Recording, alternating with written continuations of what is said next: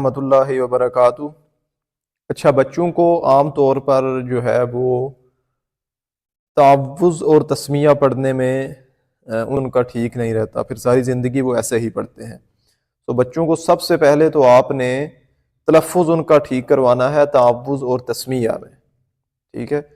اور اعوذ باللہ من الشیطان الرجیم بسم اللہ الرحمن الرحیم۔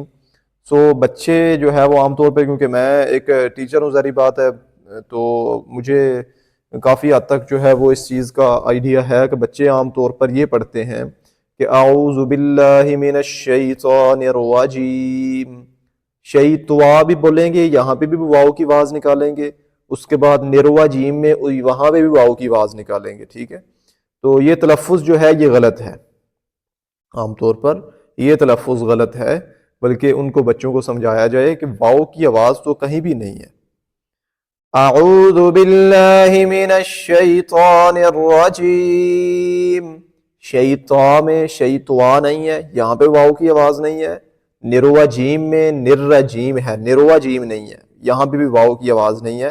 تو بچوں کو یہ بڑے اچھے طریقے سے سمجھانا چاہیے کہ تلفظ میں کہیں بھی واو کی آواز نہیں ہے۔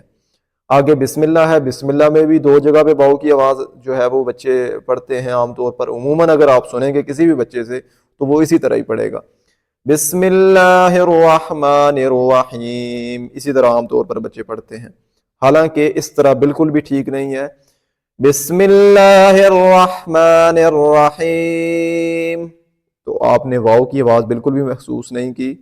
تو آپ واو کے بغیر جو ہے وہ بچوں کو اعوذ باللہ اور بسم اللہ پڑھنا سکھائیں، تو اسی طریقے سے اچھے طریقے سے جو ہے نا وہ تلفظ ہو سکتا ہے اعوذ باللہ کا اور بسم اللہ کا۔